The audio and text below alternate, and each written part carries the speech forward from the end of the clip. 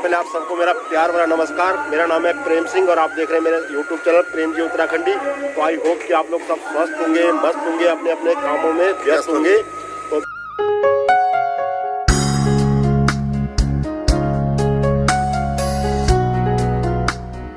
तो दोस्तों आज यहाँ पे भंडारा हो रहा है। भंडारा मतलब भागवत कथा जो चल रही है। तो यहाँ पे आप देखेंगे तो यहाँ भंडारा हो रहा है। तो ये सारा सामान मैंने आपको अभी दिखाई दिया। और ये हमारे लड़के, मेरा एक बार नाम बता दो यार अपना। विक्रम सिंह। अच्छा, और कुछ बताओगे? और क्या बताना, बस भागवत कथा चल रही है। भागवत कथा चल रही है, प्रसाद की तैयारी हो रही है। आज अंतिम दिन है। आज 7 दिन हो गए। हाँ 7 दिन हो गए। 7 दिन हो गए। तो इसकी मतलब कैसे वो तुमने करा था इसका, क्या चीज कि भाई भागवत करेंगे? भाई सब कॉलोनी वालों का वो है, सहयोग है, सबका सहयोग है, मतलब सबकी सहमति से। और कीर्तन मंडली जो है इसमें बोला, कीर्तन मंडली का बहुत बड़ा योगदान है। कीर्तन मंडली वाले कीर्तन वाले थे, पैसे इकट्ठे कर रखते थे, उन्होंने बहुत सहयोग है उनका। उन्होंने ही पहले ये किया था, भागवत कथा करा दे। 2 बारी हो गई ये दूसरी बार है। ये दूसरी बारी, पहले भी हुई थी एक बार 12 साल पहले। 12 साल पहले। हाँ। अब 12 साल बाद हो रही है यहाँ पे फिर से दोबारा से भागवत कथा। तो आपको दिखाई है, मैंने कल भी देखी होगी आपने और आज भी देख रहे हो। तो आज लास्ट है, अभी थोड़ी देर में भंडारा वितरण होगा तो वो भी आपको पूरा दिखाऊंगा। तो अभी बने रहे वीडियो में। हवन भी होगा। अभी हवन भी होगा तो वो भी आपको दिखाऊंगा। और ये एक और भाऊजी आए, ये भी बोले हमारे भी बनाओ जरा ब्लॉग। हाँ जी, कुछ बताना चाहोगे आप लोग? क्या बताएं, भागवत चल रही है। राधे राधे राधे राधे राधे राधे। हाँ, और कुछ बोला? और क्या बोलने, बस तुम समझ में कुछ बोल सकते? कोई बात नहीं। 12 साल में कर रहे हैं भागवत, आगे भी भगवान ठीक ठाक रहे तो आगे भी करते रहे। अभी विक्रम बता रहे थे 12 साल पहले भी हुई थी। 12 साल पहले हुई है, हम उस टाइम यही थे। अब 12 साल बाद दोबारा से हो रही है। दोबारा से हो रही है। फिर भगवान कृपा रखेंगे तो 5 साल में हो जाए। फिर रोजा। हाँ ठीक है। बढ़िया हुआ है प्रोग्राम। भगवान की वो होनी चाहिए कृपा, सब पे भगवान की कृपा बनी रहनी चाहिए। बस ठीक है।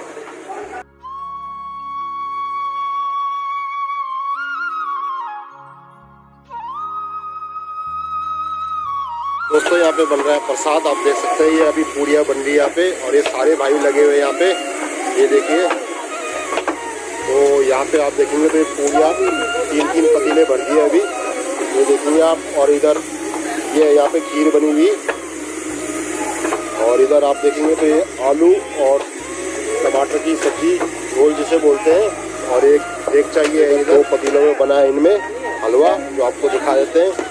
तो ये देखिए जी, ये इस टाइप का हलवा बना हुआ इसमें बढ़िया करके। तो अभी वितरित किया जाएगा तो आपको वो भी दिखाऊंगा। शेर ने मार दिया, सुन रहे हो? वो मणि लेकर जंगल में गया और उसको एक शेर ने मार दिया। अब शेर उस मणि लेकर को आगे गया तो शेर को जामवंत मिल गया और जामवंत और शेर का युद्ध हुआ और जामवंत ने शेर को मार दिया। और वो मणि अपने बच्चों के पास खेलने के लिए सुबह उठा तो देखा मणि है ही नहीं। तो सोचा कल मैं वहाँ गया था द्वारिका में और मेरे से वो नटखट मांग रहा था उस मणि को, इसका मतलब उसने मेरी मणि चुरवा दी है। मेरी माता बहनों, भगवान पर मिथ्या अभियोग लग गया चोरी का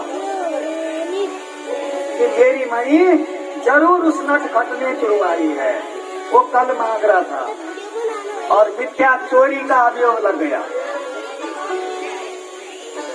अब भगवान पर जब चोरी लग गई तो भगवान ने सुना मेरे पे चोरी लग गई है, तो भगवान जी ने द्वारिका त्याग कि जब तक मैं मणि वापिस नहीं लाऊंगा, अपना कलंक नहीं मिटाऊंगा, तब तक मैं द्वारिका में प्रवेश नहीं करूंगा। और होना भी ऐसे चाहिए। मिथ्या कलंक जिस पे लगा हो, उस कलंक को मिटाने के लिए यदि वो सत्य का प्रकाश का सहारा ले तो कोई देर नहीं, कोई दिक्कत नहीं। भगवान जी ने द्वारिका छोड़, मणि की चोरी लगी, सीधा जंगल को निकल गए। देखा भगवान ने 17 दिन का छोटा भाई मरा हुआ। तो भगवान जी समझ गए, जरूर कुछ कारण है। अब उसको तो मारा था ना शेर ने, तो शेर के पंजों के निशान देखे भगवान ने और आगे आगे बढ़े। भगवान भी समझ गए, शेर को भी मरा हुआ पाया। तब जामवंत के पैर के निशान देखे भगवान ने। जामवंत मानी रीछ। ये जब से द्वापर से जामवंत इस धरती में 3 दिन बड़ा है। उस दिन धरती बनी नहीं थी ब्रह्मा जी की, उससे 3 दिन पहले जामवंत की उत्पत्ति हो गई। कितना बूढ़ा है ये। धरती बनी नहीं थी और ब्रह्मा जी के, विष्णु के और शिव जी के छाया पड़ी जल में, समुद्र में, और उससे बने जामवंत। तभी तो काला है वो। उसके 3 दिन बाद रची सृष्टि। और जामवंत जी का पद चिन्ह देखा भगवान जी ने, और उस पद चिन्ह पर जाते जाते गए और जामवंत गुफा पहुंच गए। आप अभी जामवंत घर नहीं है, जामवंत के बच्चों के पास देखा भगवान ने वो मणि, वो खेलने लगे उस मणि को। भगवान समझ गए ये मणि यहाँ कैसे पहुंची है। तब तक जैसे भगवान जी उन बच्चों से वो मणि छीन रहे थे, तब तक जामवंत के आ गया। और भगवान का और जामवंत का हुआ युद्ध 27 दिन तक। सुन रहे हो? जामवंत का और भगवान जी का युद्ध हुआ 27 दिन तक। लास्ट में जामवंत जी हार गए और भगवान ने दिव्य दर्शन दिखाए। मैं वो नहीं हूँ जो तू सोच रहा है, मैं वही हूँ जो पिछले जन्म में तेरे काम आया था। जामवंत जी चरणों में गिर गए और बोला, प्रभु ये मणि तो ले जाओ। एक कन्या है अंदर जामवंती, लाए जयमाला और प्रभु के गले में डाल दी। बोल जामवंती मैया की। लाए मणि को लेकर के भगवान जी वापिस सत्राजीत के पास, और सत्राजीत को कहा तूने मिथ्या अभियोग लगाया है, ये तेरी मणि है। सत्राजीत ने चरणों में माथा टेका। एक कन्या है अंदर सती भामा बाहर आना, माला लाओ। भगवान जी के गले में जय माला डाल दी। बोले सती भामा मैया की। उधर से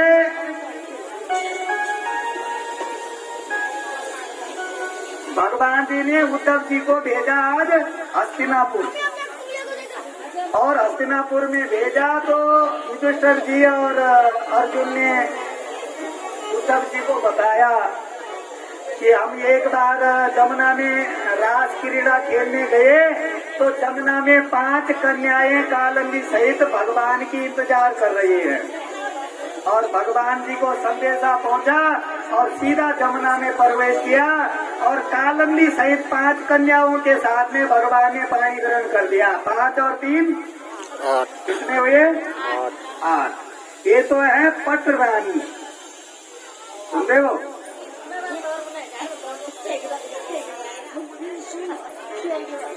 अब एक है भौमासुर। उस भौमासुर के यहाँ जो है 16,100 कन्याएं हैं कैद। कितनी कन्या? 16,100। आज तो ये पत्नी बन गई। भगवान के पास संदेशा पहुंचा कि भौमासुर ने 16,100 कन्याओं का अपहरण करके बंदी बना रखा है। भगवान जी सीधा वहां गए। भौमासुर कौन है? भूमि का पुत्र, धरती का बेटा। धरती ने भी भगवान की स्तुति करी आज कि तूने मुक्त कर दिया।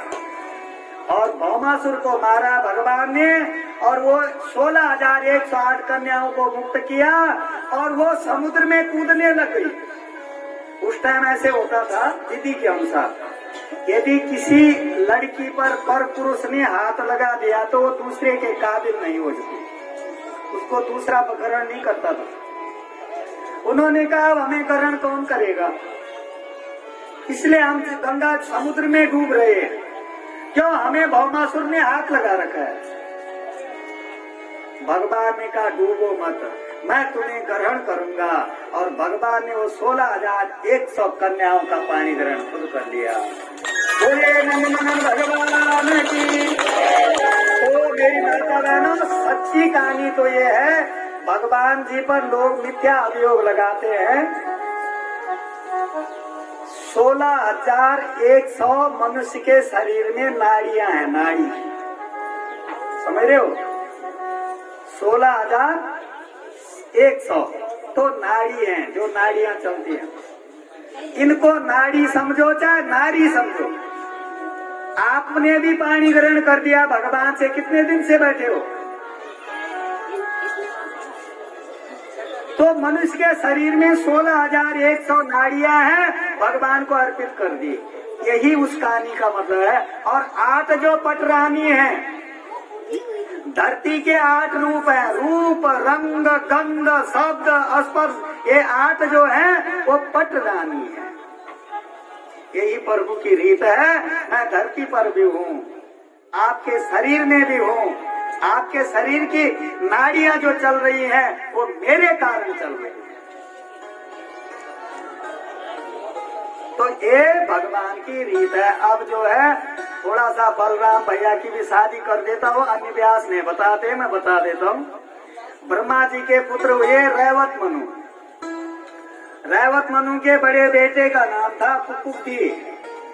कुकुब्दी के बेटे का नाम था सरयाती, और सरयाती के बेटी का नाम था रेवती, और रेवती के साथ में बलराम भैया का पानी ग्रहण संस्कार हुआ। बोलिए बलभद्र भगवान की, हरि हरे भगवान की। ठीक, तो भगवान जी के 16,108 जो पटरानी हैं, प्रत्येक के बच्चे हुए 10-10। कैलकुलेशन कर लेना, गणित कर लेना। अब गणित करके भी मैं बताऊं, 16,000 हो गए। 16,108 पटरानियों में प्रत्येक के 10-10 बच्चे हुए। 1,60,000। तो इस प्रकार से यादवों का विस्तार हुआ। कौन है ये यादव? अब वो क्या कहता है, कन्हैया भी जेल ही में हुए थे, अब घोटाला करके बैठा है वही। वो क्या है, इसी का वंशज तो है यादव। यादव जो है असली राजनीति तो यादव ही जानते हैं, कृष्ण के वंश से यदुवंश है ये। तो यादवों का विस्तार हो गया। भगवान जी के प्रत्येक पत्नी से 10-10 बेटे हुए, उस प्रकार से विस्तार हुआ। अब थोड़ा सा एक भगवान का गुणगान करें, उसके बाद हे कान्हा मोहना जानू कभी मधुबना, हे कान्हा मोहना जानू कभी मधुबना, हे कान्हा मोहना जानू कभी मधुबना, हे कान्हा मोहना जानू कभी मधुबना, हे जानू कभी मधुबना, हे जानू कभी मधुबना, हे कान्हा मोहना कभी मधुबना, हे कान्हा मोहना कभी मधुबना, हे कान्हा मोहना कभी मधुबना, हे जानू कभी मधुबना, हे जानू कभी मधुबना, हे जानू कभी मधुबना, हे जानू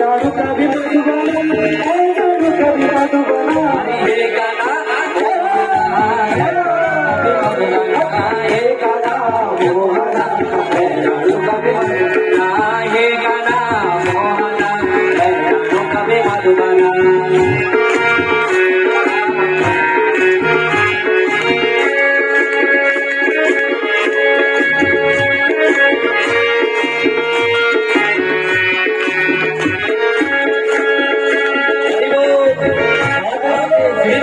पीछे से भी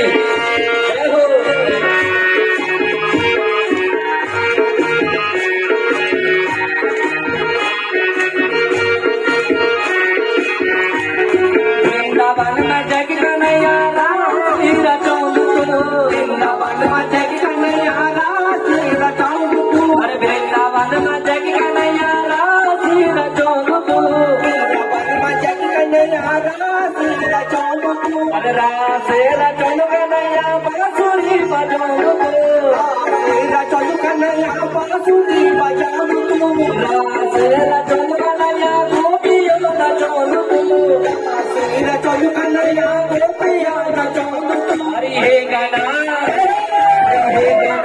मोहना है गाना कभी मत बना हे गाना मोहना है गाना कभी मत बना हे गाना मोहना है गाना कभी मत बना हे गाना कभी मत बना हे गाना कभी मत बना हे गाना कभी मत बना हे गाना कभी मत बना हरि हे गाना कभी मत बना हे गाना मोहना है गाना कभी मत बना हे गाना मोहना है गाना कभी मत बना चंद्र भगवान की जय हो बोलिए नंदनंदन भगवान के जय हो हरिहर भगवान के जय हो। तो इस प्रकार से भगवान के पाणी ग्रहण संस्कार हुए। आजकल कैसे होता है?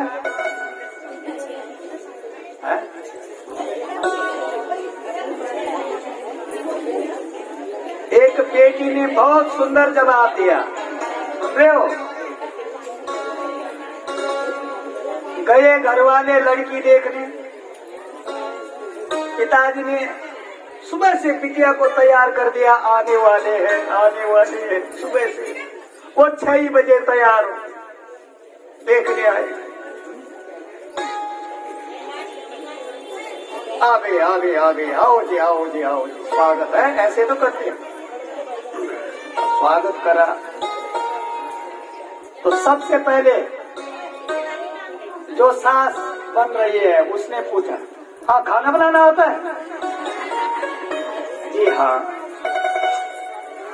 क्या क्या बना लेते हैं? सारी तरकारी।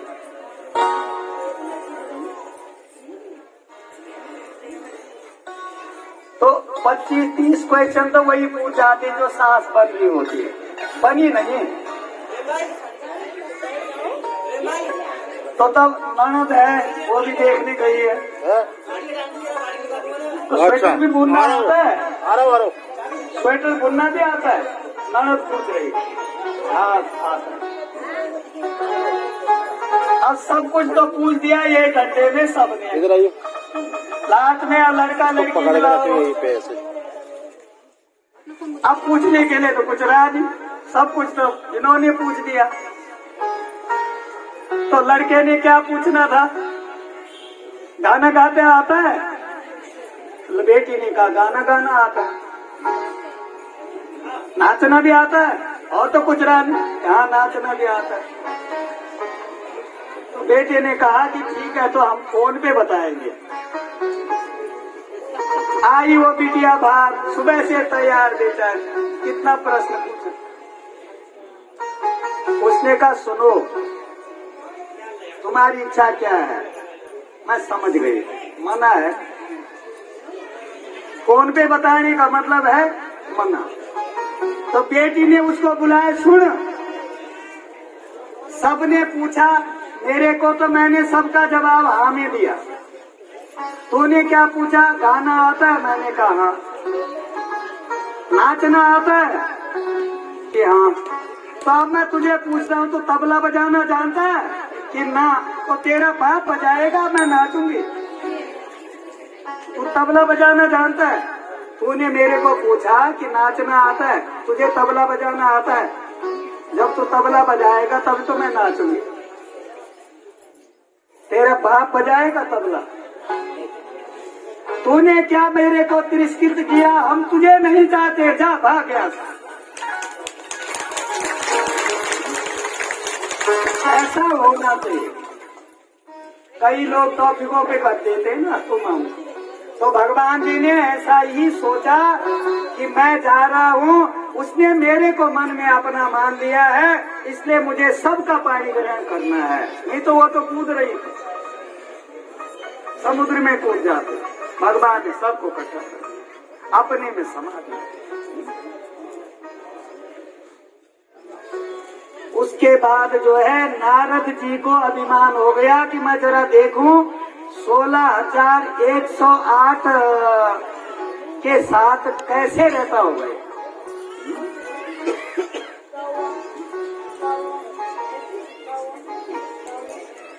रुक्मणी मैया के यहाँ सबसे बड़ा पुत्र है, उसका नाम है परथवण। एक कामदेव के अवतार हैं और इनका बेटा है अनिरुद्ध। ठीक, पोता कौन है? अनिरुद्ध। तो नारद जी सबसे पहले गए रुक्मणी मैया के यहाँ, तो वहाँ भगवान जी झूला में बच्चे को झूला झूला रहे। नारद जी ने देखा, हाँ ठीक है। भगवान ने कहा आओ नारद जी आओ, बैठो, बैठिए। नारद जी तो परीक्षा ले रहे ना कि 16,108 के यहाँ कैसे रहता होगा ये, और भगवान समझ गए। सुन रहे हो?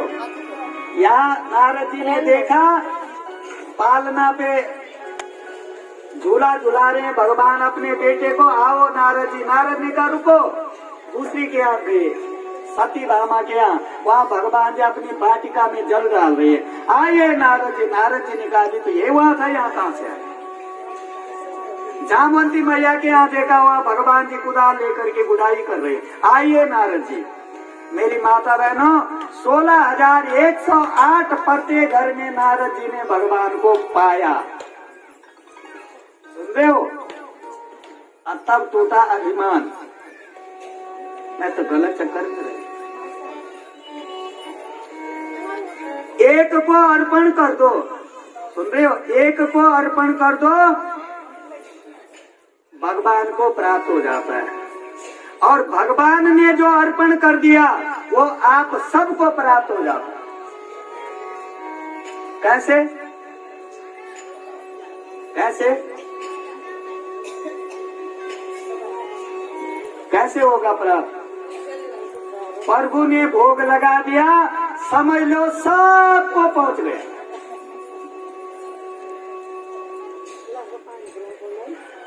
कौरवों ने सोचा पांडवों की बेइज्जती हो और दुर्वासा ऋषि को बुलाया कि पांडव अलग हैं और वहाँ भोजन के लिए पांडवों को उकसाओ कि आज भोजन तुम्हारे यहाँ करना है। और इतने ब्राह्मण और इतने ऋषियों को ले आए दुर्वासा।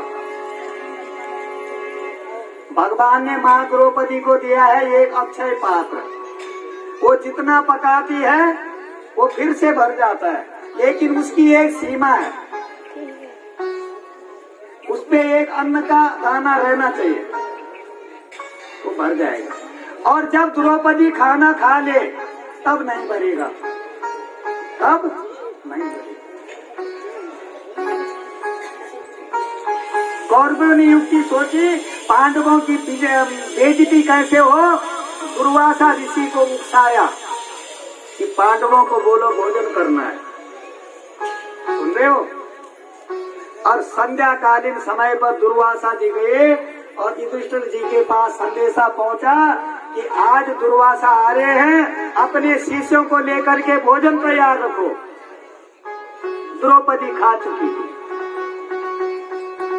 बर्तन मांज करके रख दिया वो अक्षय पात्र। विपदा आ गई। दुर्वासा यदि खाएगा नहीं, यदि दुर्वासा को कुछ मिलेगा नहीं तो कौरवों ने सोचा पांडव देंगे नहीं इनको, ये इनको नष्ट होने का श्राप दे देगा, हम जीत जाएंगे। सुन रहे हो? विपदा आ गई। माँ द्रौपदी ने पुकारा भगवान को द्वारिका में, हे प्रभु।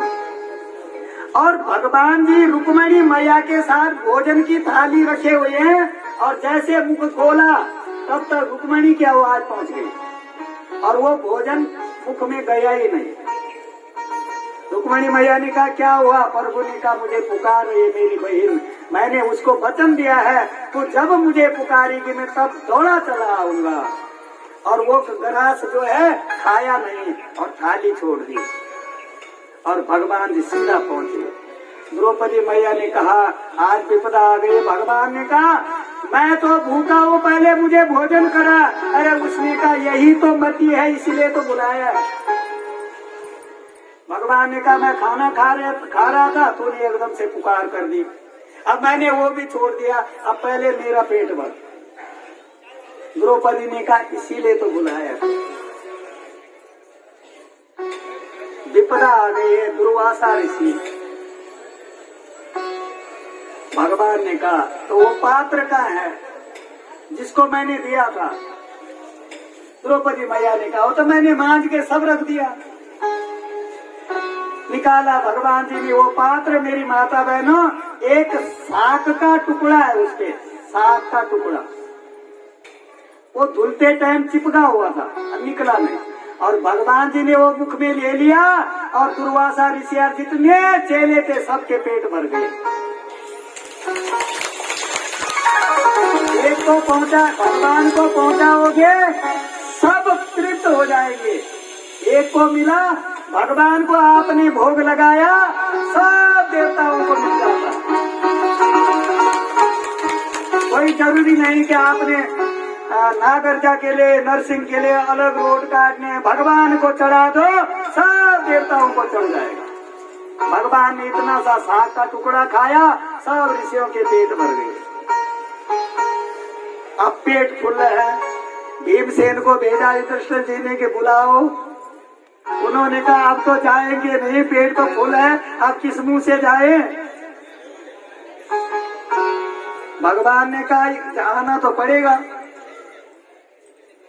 जाके ले तुम आए।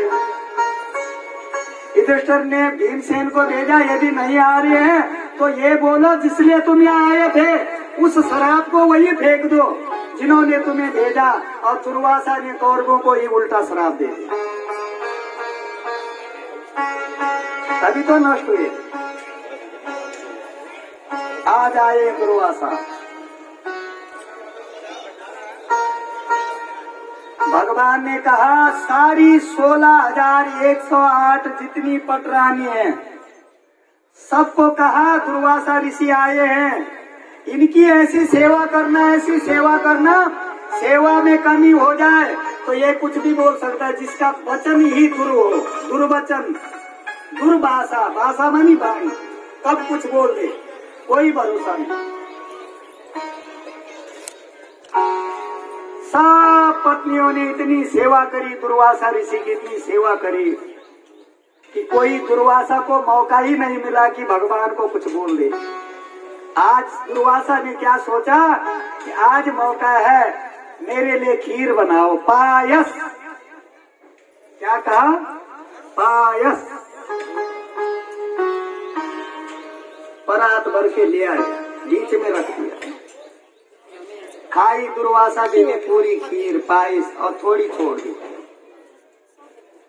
भगवान को कहा इधर आओ, इधर आओ। कौन है ये दुर्वासा? शिव के अवतार, अत्रि ऋषि के बेटे, शिव के अंश से हुए। भगवान को कहा इधर आ। अब भगवान जी डरे, दुर्वासा कुछ न भूल जाए, ऋषिदेव कोई कमी। 16,108 पटरानियों के बीच में निर्वस्त्र कर दिया भगवान को, कपड़े उतार, भगवान जी को नंगा कर दिया दुर्वासा। अब ये जो खीर बची है ना, इससे तो स्नान कर ले। भगवान ने सोचा कहीं शराब न दे दे, और खीर से भगवान ने स्नान कर दिया। लेकिन ऋषि का प्रसाद बोल करके भगवान जी ने चरणों में नहीं आने दिया, और दुर्वासा खुश हो गए। जहाँ जहाँ तुम्हारे शरीर में खीर पहुँची है, तेरा शरीर वज्र बन जाए, और वज्र बन गए भगवान। पैर तभी तो कच्चा था भगवान का पैर, भगवान का पैर ही था जो कुछ था, बाकी पूरा देह वज्र के समान बन गया। ये है भक्ति की होती है शक्ति। भक्ति करे ना ऋषि। तो यहाँ तक का वर्णन सुखदेव जी महाराज राजा परीक्षित को बताते हैं। अब आगे का वर्णन सुनिए। भगवान जी के दोस्त है सुदामा जी। कौन है दोस्त? सुदामा। बचपन के लंगोटिया यार है दोस्त। सुदामा जी की धर्मपत्नी है सुशीला। जतो नाम ततो गुण, जैसा नाम है वैसा इसका शील स्वभाव में वैसे ही गुण भी है। और माला पकड़े रहते हैं और ओम नमो भगवते वासुदेवाय का जाप करते। इतनी गरीबी है कि अब खा लिया, कोई जरूरी नहीं कि शाम को चूल्हा जगेगा, जरूरी नहीं। और सुदामा जी के पता किसके बेटे हैं? सुदामा जी सारंग राज पिता है, बहुत कोटि के ब्राह्मण, और माँ का नाम है सत्यावती, जिसने जीवन में कभी झूठ नहीं बोला। इनके बच्चे हो सकते हैं गलत, गरीबी अलग है, गरीबी तो प्रारंभ। एक दिन पत्नी सुशीला ने कहा, स्वामी जी आप कहते हो भगवान मेरे दोस्त थे, कभी हम इकट्ठे पढ़ते थे, जरा चले जाओ हमारी गरीबी मिट जाएगी। सुदामा जी ने मना कर दिया। सुदामा जी ने मना कर दिया। क्यों? अरे भाई जब हम पढ़ते थे तब की बात और है, तब हम बचपन में थे, अब वो राजा बन गया है, महाराज बन गया है, द्वारिकाधीश बन गया है, पहले तो मुझे मुंह लगाएगा नहीं। अब बड़ा आदमी हो गया है, जो चांदी और सोने के कटोरियों पे खाता हूँ वो मुझे मुंह लगाएगा नहीं था। रोज शाम को सुशीला रोज शाम को बोले, स्वामी जी चले जाओ ना, चले जाओ।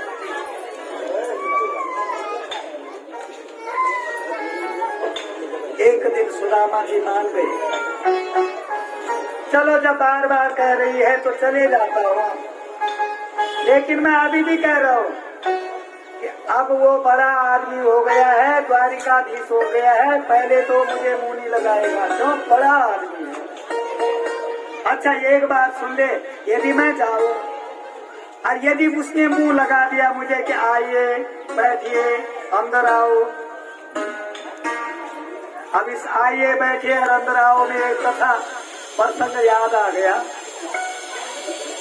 एक आदमी का एक आदमी था बहुत आलसी ना, तो उसकी धर्मपत्नी ने कहा कि कभी कभी भागवत हो रही है तो वहां जाया कर, तू घर में पड़ा रहता है आलसी में। तो कथा में क्या होता, आइए बैठिए जाइए, ये तो।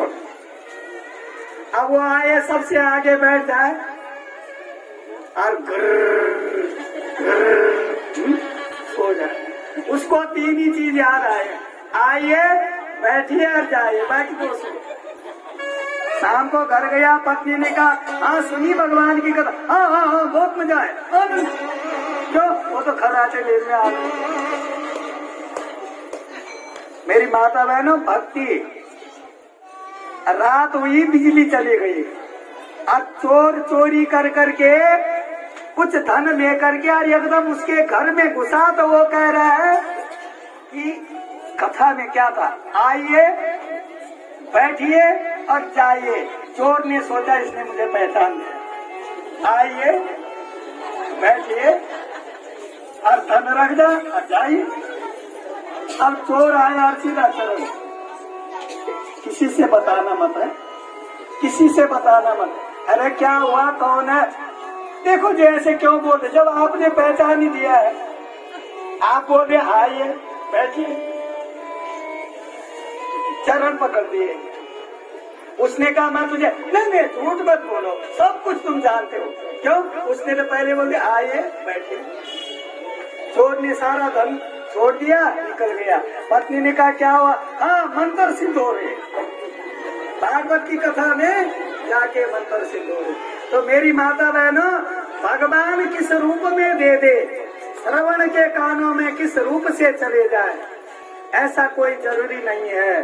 सुदामा जी ने कहा वो यदि ऐसे बोल देगा आइए बैठिए और फिर पुराने भाव में आ जाएगा। जैसे हम स्कूल में खेलते थे मजाक में, और बोलेगा कि भाभी ने क्या दिया है तो मैं क्या ले जाऊंगा, यहाँ तो कुछ है नहीं। तो मेरी माता बहनों, इतनी दुर्दशा है गरीबी की, अपने पास कुछ नहीं। बगल पड़ोस से मांग करके लाई सुशीला चढ़वे। चढ़वे जानते हो? चावल। लेकिन बगल पड़ोस में तो बर्तन पे लाई, उन्हीं का बर्तन है, अब देना किसके है? इनके पास कुछ नहीं है, बांधने के लिए भी कपड़ा नहीं। तो सुशीला ने अपनी साड़ी का पल्लू फाड़ा और उस पे बांधे वो चावल, और सुदामा जी के लिए भूसे की रोटी बनाई, जौ का भूसा सुदामा जी के पास दे दिया। तो कहाँ है द्वारिका? गुजरात में। और कहाँ सुदामापुरी है? पैदल का रास्ता, गरीब ब्राह्मण कौन ले जाएगा अपने रथ में? पैदल। पैर पे चप्पल पहनने की भी सामर्थ्य नहीं है, कांटे इतने चुभ गए पैर पे कि कांटों का ही चप्पल बन गया। चलते चलते कहीं पे जल पिया, विश्राम किया, पेड़ की छाया में बैठा, सुस्ताया, फिर जल ग्रहण किया, फिर आगे बढ़ा। कई दिन लग गई। गुजरात पहुंचते पहुंचते कम है पैदल। चलते चलते पहुंच गए द्वारिका के गेट पर। तो गेट में द्वारपालों ने रोका। तो वहीं से पुकार कर रहा है, आइए आप और हम भी सुदामा जी की उस पुकार को भगवान तक पहुंचाएं। ना भगवान के द्वारिकाधीश महाराज की। तो द्वारपाल से कहा सुदामा ने कि भगवान से कह दो कि तेरा कोई दोस्त आया है, नाम अपना सुदामा बता रहा है। तो द्वारपाल गया अंदर, भगवान को संदेशा पहुंचाया। तो भगवान ने कहा कैसा है वो? हुलिया बताया। हुलिया कैसा है, कौन है? उसने बताया प्रभु शीश पगान जगतन में, प्रभु आए जानी कौन ग्रामा। न सिर पर पगड़ी है और न तन पे वस्त्र है झगा। प्रभु पता नहीं किस गांव से आया है, बस एक ही ग्राम। धोती फटी से लठी दुपट्टी, फटी सी धोती है, उसी का दुपट्टा उसने बांधा हुआ है। हर पाय उपान है कि नहीं सामर, पैर पे चप्पल पहनने की भी सामर्थ्य नहीं है प्रभु। भागे भगवान जी इतना सुन करके और सीधा गले से लगाया। देखा देखी सुदामा की दीन दशा। रुक्मणी मैया को कहा परात लेकर के आओ, आज भगवान भी आए हैं मेरे घर में, पानी ले आओ। और इतना रोए आज भगवान, पानी परात को हाथ छुयो नहीं। परात में जो जल था उससे हाथ नहीं लगाया। नैनन के जल सो पग धोए, आंसुओं के जल से ही धुल दिया सुदामा जी को। ये है दोस्त।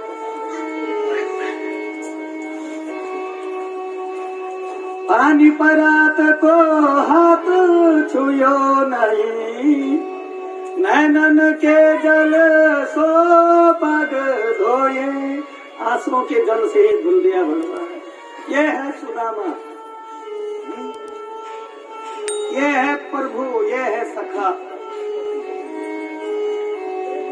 और सारा जितना मैल था पूरे रास्ते का धूल मिट्टी सब साफ सुंदर बन गया। पुराने वस्त्र उतारे और रेशमी वस्त्र पहना दिए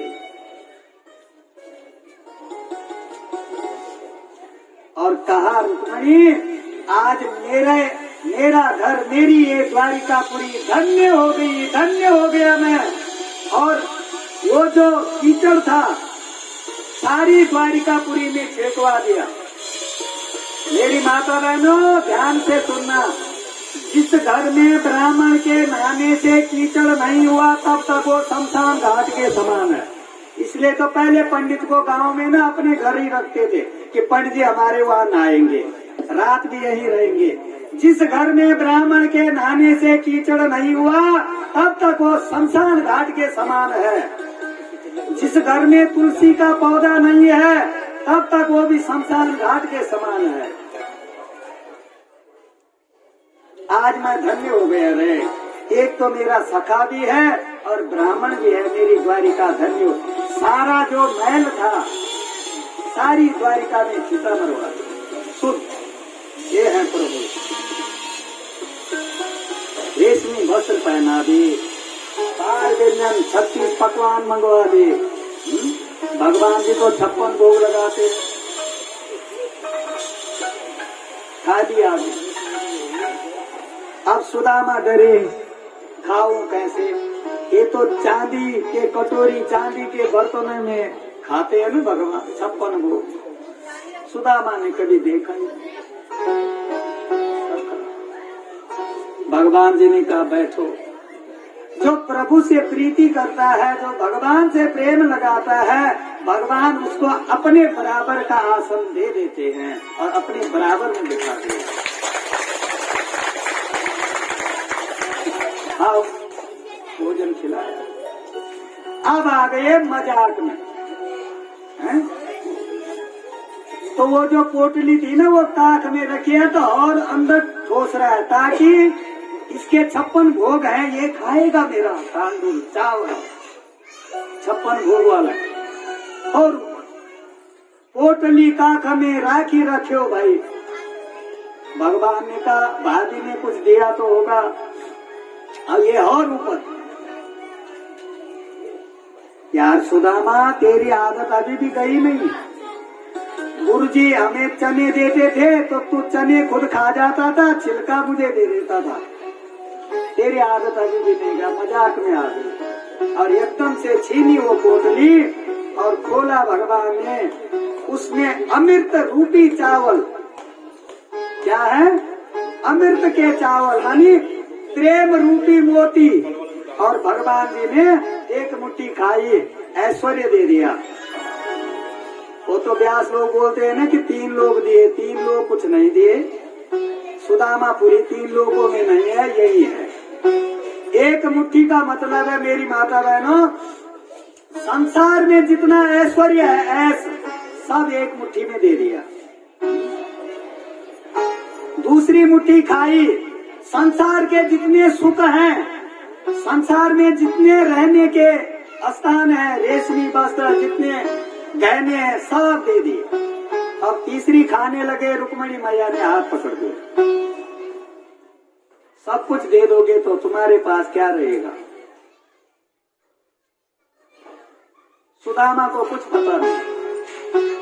वहां सुशीला के पास नौकर जाकर आ गए, कोठी बन गई, द्वारपाल लग गए, रेशमी वस्त्र लग गए, हैं, छतर चावर लग गए, सोने के कंगन लग गए, मोतियों की माला से सज धज गई सुशीला।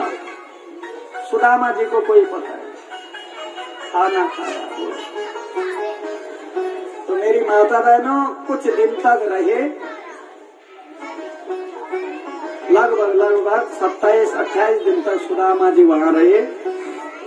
तो घर की याद आई कि सुशीला इंतजार कर रही होगी कि कुछ लाएंगे भगवान से। कई दिन हो गए, प्रभु अब मुझे जाना चाहिए, आज्ञा। भगवान ने कहा आज एक रात और सही, आज रात में।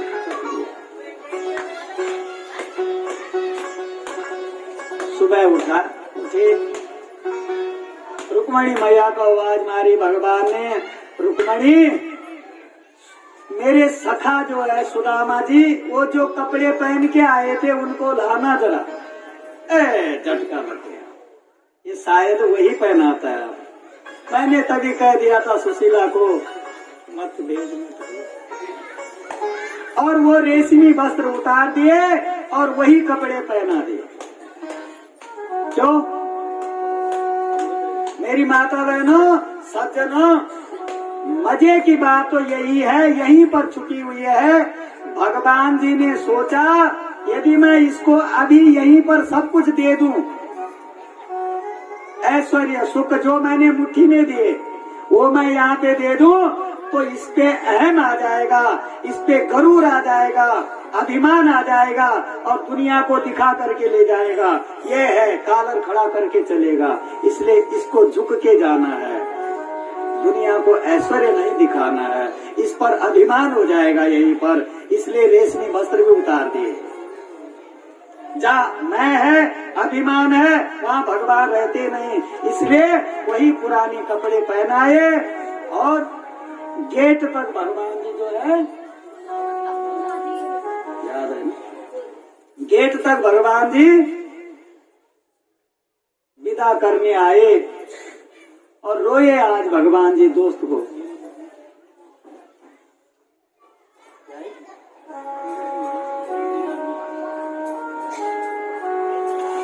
तो रोए मन ये मन रोए रोए श्री धामा, कुछ भी नहीं दियो हमें घन श्यामा।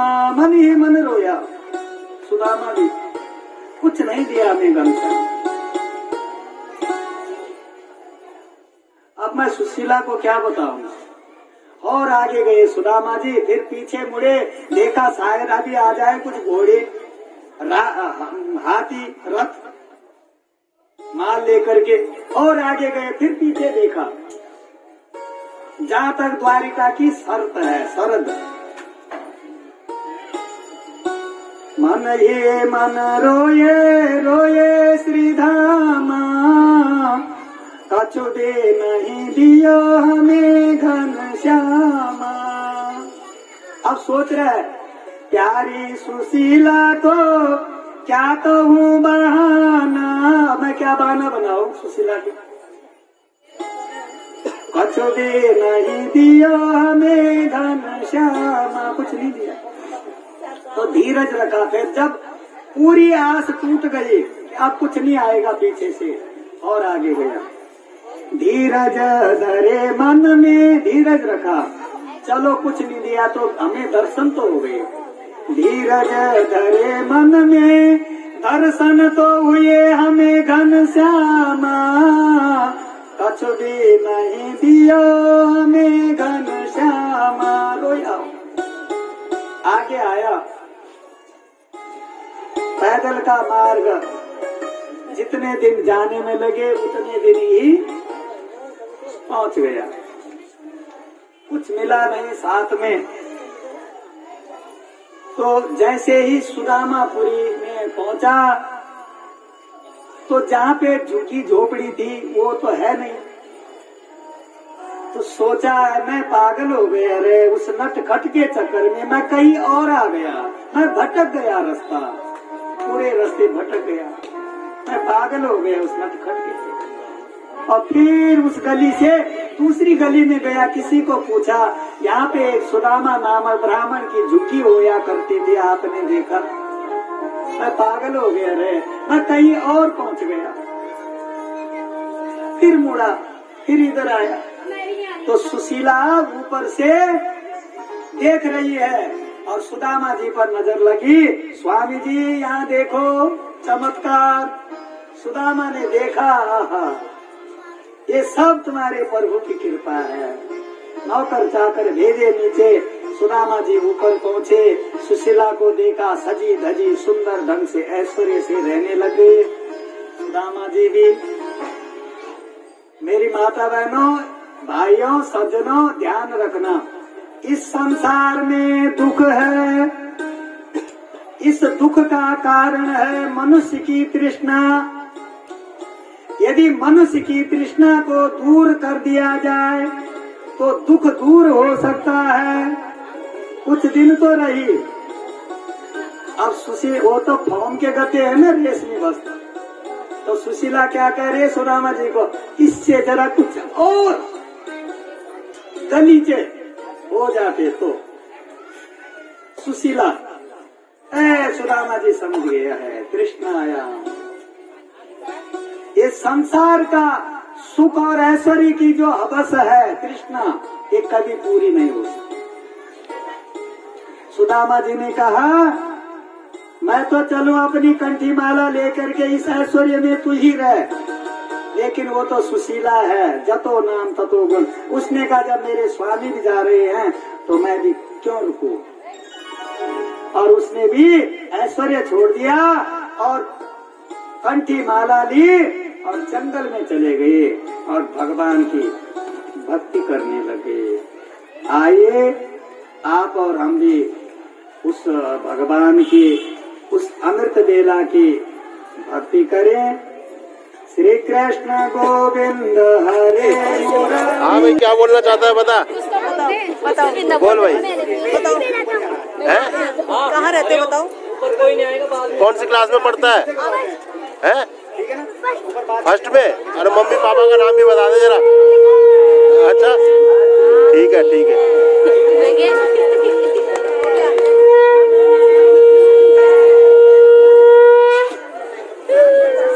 ओम जय जय राधे श्याम हरे स्वामी भक्त जनों के संकट नाथे, जनों के संकट हरते।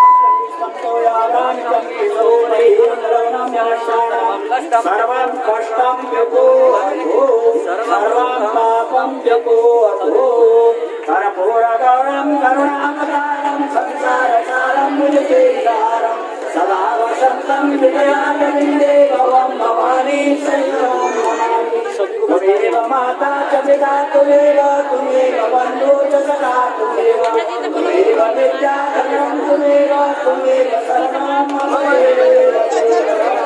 अब सब लोग अपनी अपनी जगहों पे बैठ जाएं। सभी लोगों से निवेदन है अपनी अपनी जगह पे जाके बैठे। ब्राह्मण लोग हरियाली विसर्जन कर लें। ये हरियाली कट रही है यहाँ पे, आप देख सकते हैं।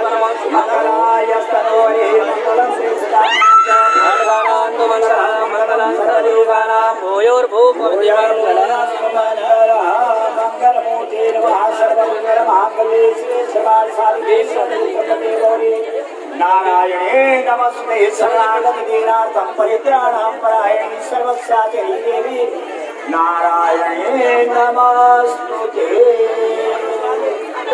तथा उत्तराखंडी भाई तथा उनके और इधर उधर के सब सम्मानित लोग, उनसे निवेदन है हमारा कि महिला मंडली ने इतना बड़ा सहयोग हमारा किया और इतना बड़ा यज्ञ का आयोजन करवाया। हम उनको बार बार उनको हार्दिक अभिनंदन करते हैं उनका। और ये भी हम जानते हैं इस काम में तन मन धन सब चीज की जरूरत पड़ती है। उन लोगों ने तन से मन से और धन से इस कार्य को पूर्ण किया। हम उनका बार बार हार्दिक अभिनंदन करते हैं। और ये भी हमारा कहने का मतलब है उनके साथ जो भाई रहे उन्होंने भी बिल्कुल कोई काम में कोई कसर नहीं छोड़ी और हर वक्त हमारे साथ जो हमने उनको आवाज दी उन्होंने उसको आवाज स्वीकार की और उस बात को माना जो हमने कहा। उनके भी हम बार बार मुताबिक हार्दिक अभिनंदन करते हैं। तथा अब जो है ये मामूली यज्ञ नहीं है। हम जो है अपने घर में एक छोटा सा एक दिन का कार्यक्रम भी करते हैं तो आप जानते हैं वो भी हम प्लानिंग से करते हैं क्या फलाने दिन हम कार्यक्रम करेंगे और तब उसका जो है इंतजाम करके चलते हैं। ये 7 दिन का यज्ञ था। आप लोगों ने बड़ा सहयोग दिया, सब चीज से सहयोग दिया, हम आपके आभारी हैं। और ये भी कहना चाहते हैं अब ये यज्ञ पूर्णता की तरफ जा रहा है। आप लोग जो है इस यज्ञ में इसका माध्यम है।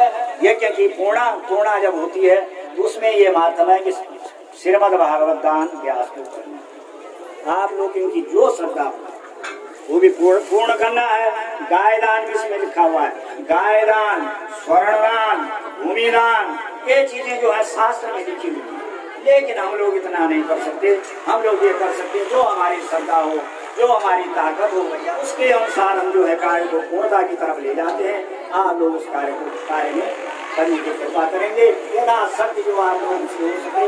और ये जो है 7 दिन का हुआ, इसमें हम लोगों पंडितों की तरफ से, व्यास की तरफ से हमसे कोई अगर गलती कहीं पर अगर हो गई हो तो आप हमें माफ करेंगे।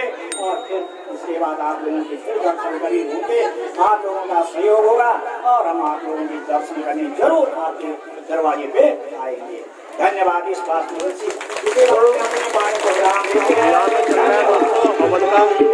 कार्यक्रम आप देख रहे होंगे, सारे जिन्होंने भी ये प्रोग्राम किया था सारे के सारे सम्मिलित थे इसमें।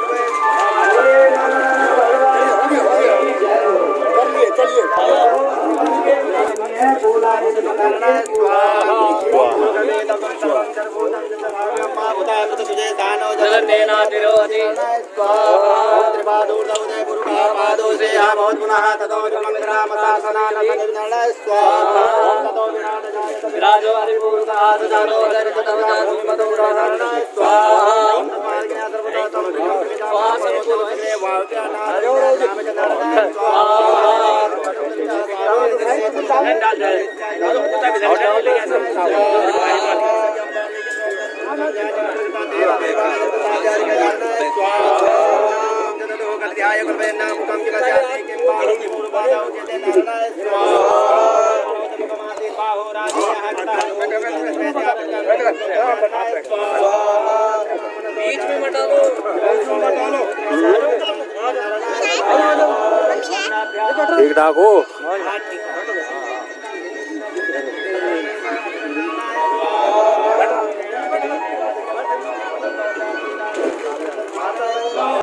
पहले कलश वाले आएंगे पर हबड़ाहट मत करना, एक एक करके अपना कलश उठा करके यहाँ पर आएंगे, सबको कलश वापस मिलेगा और प्रसाद। चार भी आ सकते हैं लेकिन ज्यादा लगाने हम तो आधा घंटा बोल, मैं तो आधा घंटा बोल। तो गाइस ये मेरे सारे के सारे सब्सक्राइबर और ये मेरी वीडियो देखते हैं। तो अपने अपने नाम बता दो भाई एक बार जरा, और कौन कौन से गांव से हो? हिमांशु रावत, अच्छा गाँव से। अच्छा, खरसाड़ी गांव से। और कोई? मेरा नाम राहुल रावत, अच्छा, गांव डाबगांव। अच्छा। लाइक एंड सब्सक्राइब करना प्रेम जी उत्तराखंड। ठीक है। और भाई ये क्यों भाग रहे हैं? अभी तो बोले हाँ भाई कहाँ भाग रहे हैं? अभी तो बोले तो ब्लॉग बनाना है। हमारे चैनल को सब्सक्राइब करो, लाइक करो। हाँ ठीक है, ठीक है, थैंक यू। ज्यादा से ज्यादा लाइक करो, सब्सक्राइब करो, बढ़िया से। भंडारा किया जा रहा है, ये देखिए। नहीं वो तो बोल खाना पहले सब चीज बता रखा है। काफी भीड़ हो रही है, आप देख रहे होंगे इस टाइम पे। और इधर इस साइड में बन रहा है भंडारा, और बाकी लोग कुछ अभी दर्शन कर रहे हैं, आशीर्वाद ले रहे भगवान जी का, और उसके बाद तब यहीं पे आएंगे सब भंडारा खाने के लिए। यहाँ पे एक कन्याएं जमाई गई है, देखिए सारी कन्याएं यहाँ पे बैठी हुई।